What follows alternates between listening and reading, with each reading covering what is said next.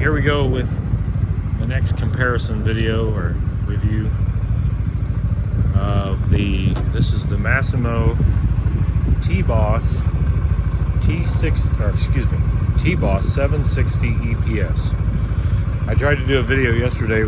I didn't try, I did it. It's 28 minutes long, but it was too big for my phone to normally download it to the computer. So here I'm doing another one. Try to make this one shorter. I'm gonna go pretty fast. All right, T-Boss 760 EPS.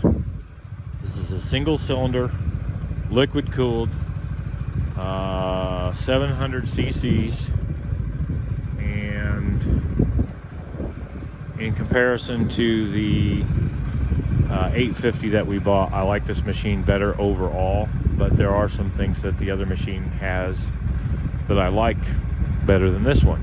But overall, this is a little bit better machine as far as fit and finish and how it's built, whatever. And to compare the two, they're like saying apples to oranges. They're both fruit, but this is an orange and the other one's an apple. There's a lot of differences. Anyway, it's running now, so you can hear. In my opinion, the machines are loud.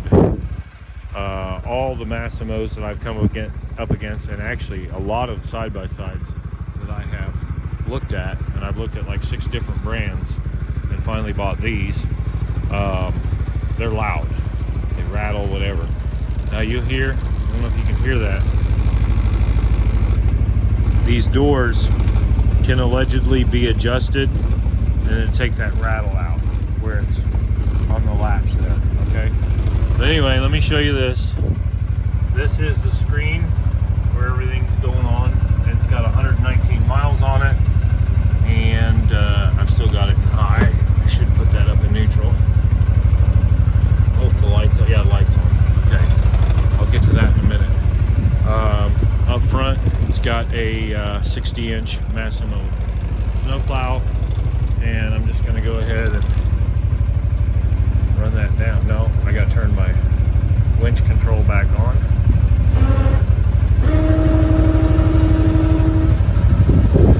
Alright, remember to shut that off. It does have an auto shut off if you let it sit for very long without accessing one of the buttons on the remote. This is a screen plus the instrument cluster. Actually, let me go to the other side. I think you've heard that enough.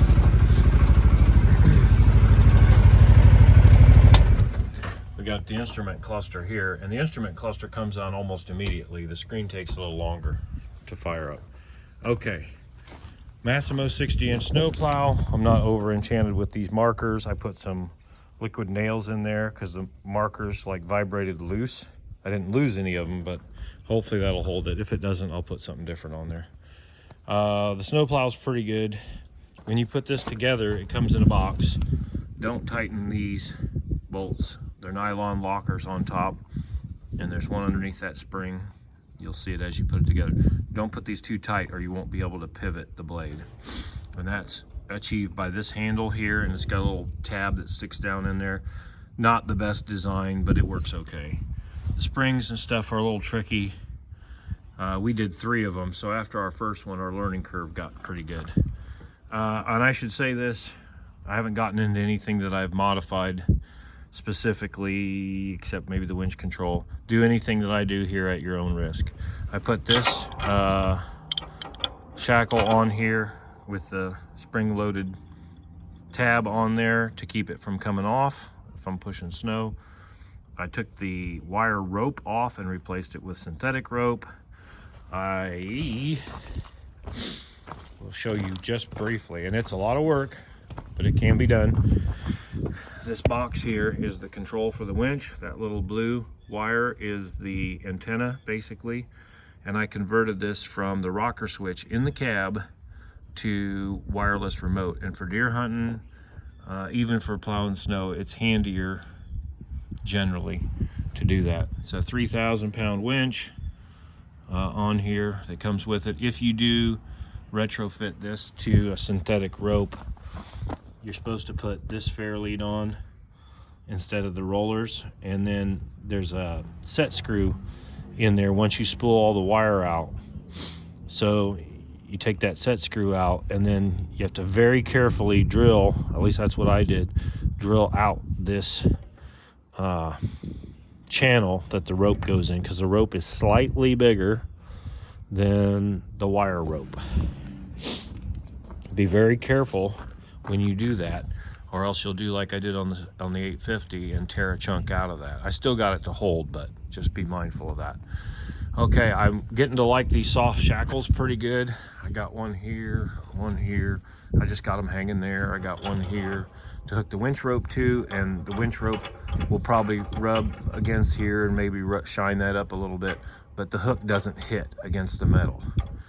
I had a different arrangement before, but now I've changed that and I like it pretty good, because when it raises the snowplow clear up, now this, you can see it's had a little bite out of it there. Where I had it before, it would run that pulley clear up against this shackle, this snatch block.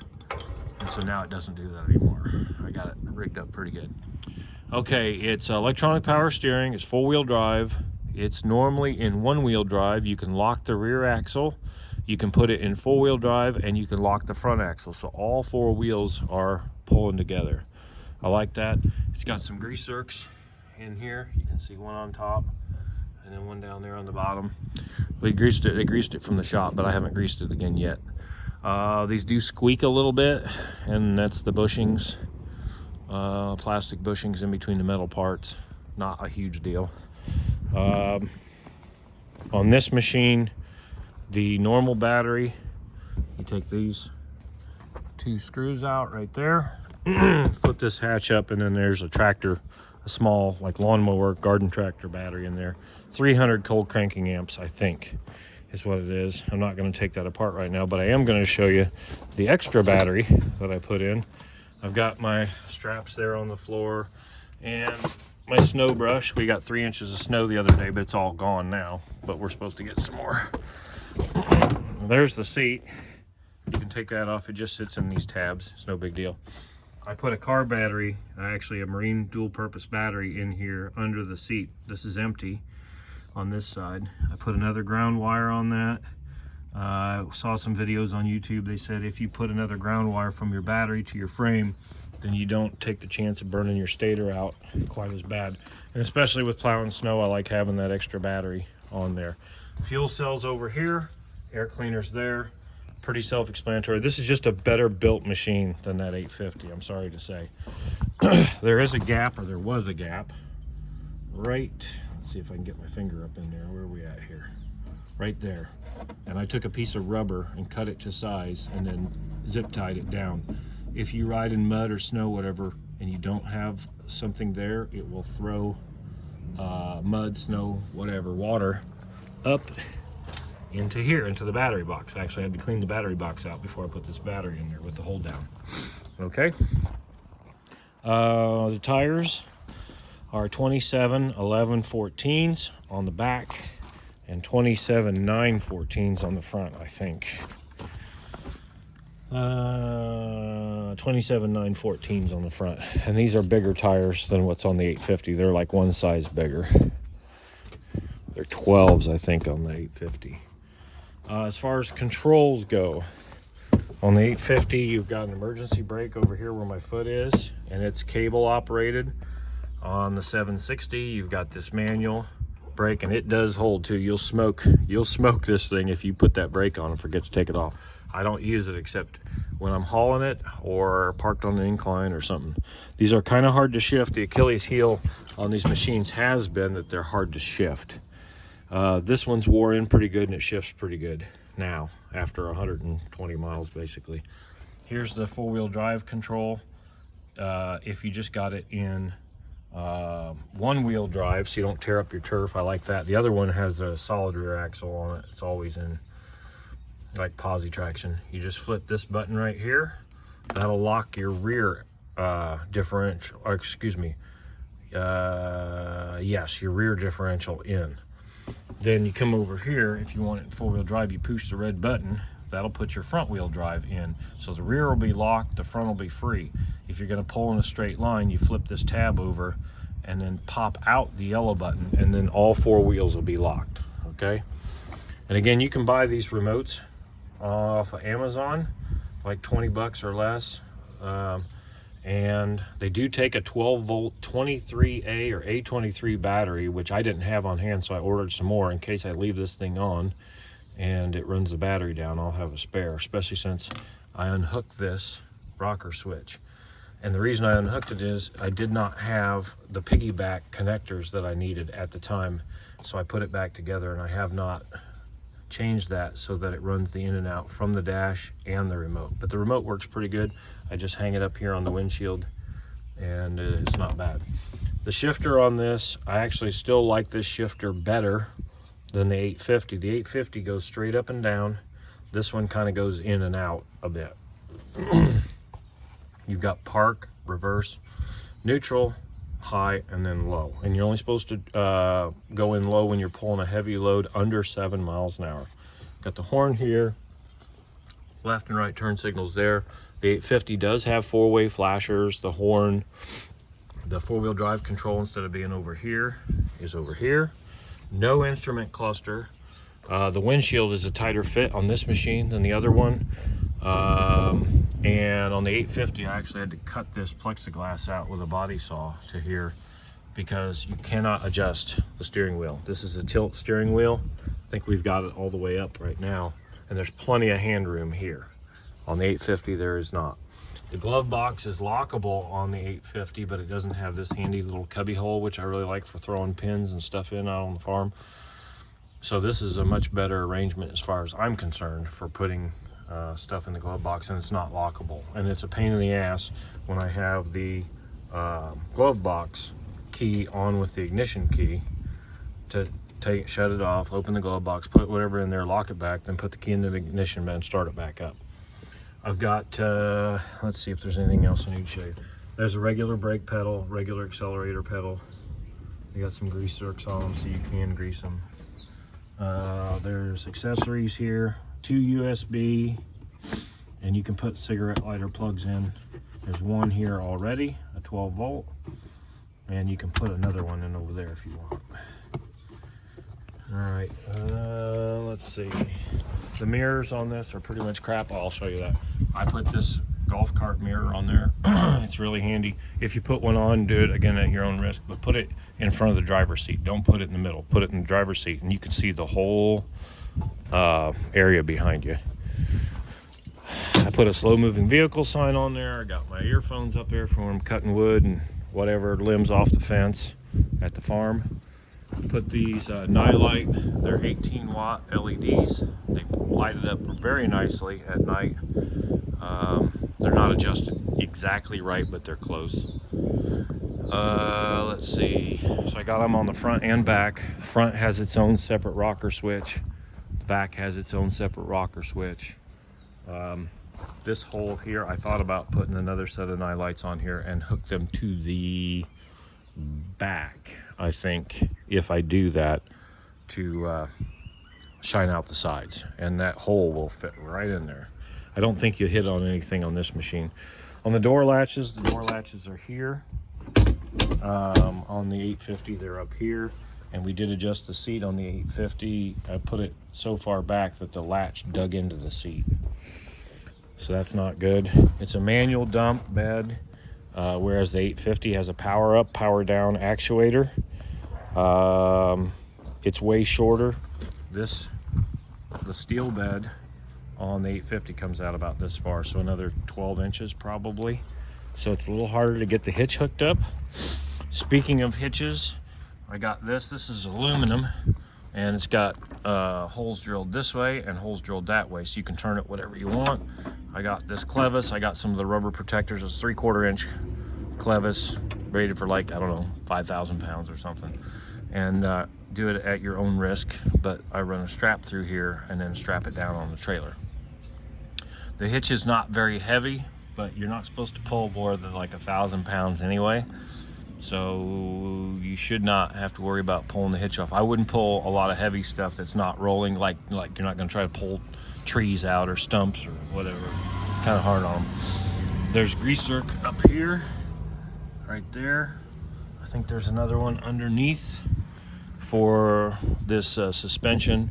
It is 4-wheel hydraulic disc brakes, whereas the 850 has disc on the front and I believe it's drum on the back. Don't quote me on that one, I can't remember. But I know the emergency brake is like a brake shoe on the 850. Also, another thing that I found recently is they get these axle seals will leak. Yep, this one's already leaking a little bit. See, it's weeping there.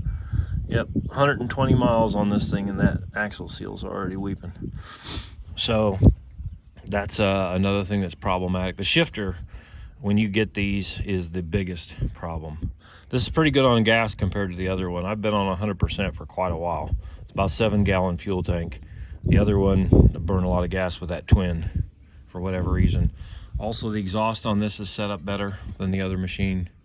And running that heat more out the back. The 850, you're sitting right on top of the motor. It gets hot. I put exhaust wrap on the other machine. When you get these, check your camera. It's got something on there, dirt or whatever. Check these cables. They're loose sometimes. There's not covers on these things. They don't do a real good job quality control of capping off plugs or whatever. Matter of fact, on this machine, this cable here to go to the backup camera was cross-threaded. Just the connector, the actual contacts inside were straight, but somebody cross-threaded it.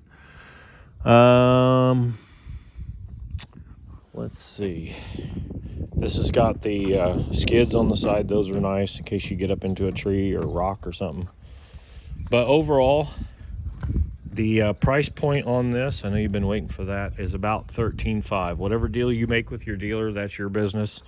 The snowplow was like $700, $700, I think. We ran this through the farm, so there wasn't any tax on there, but be prepared to pay roughly 10% tax if you do not have a farm number to run this through. Let's see.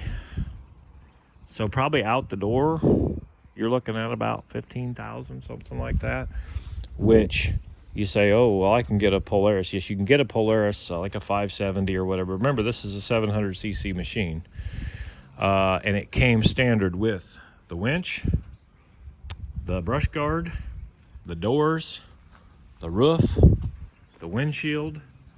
The box would have come standard. It's a plastic box, but as you can see, I got this mineral stuff in here from we feed the cattle. And then I had a toolbox. It was so heavy I ripped the lid off when I picked it up to move it.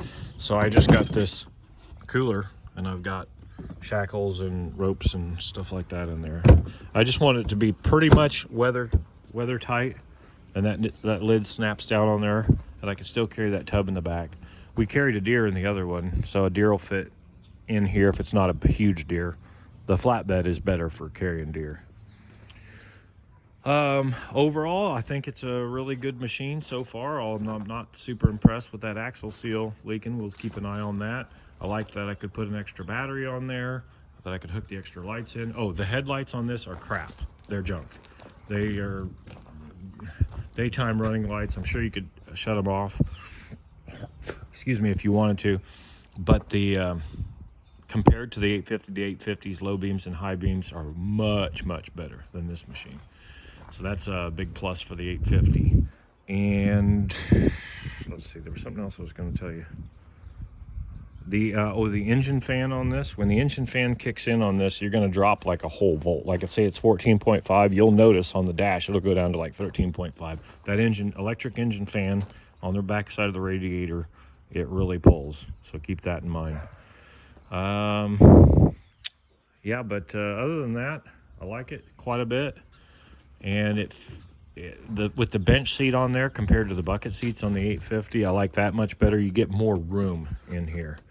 It's just, I think it was just a better thought out machine than the other one. The other one was trying to like be all things to all people, and they just kind of threw it together.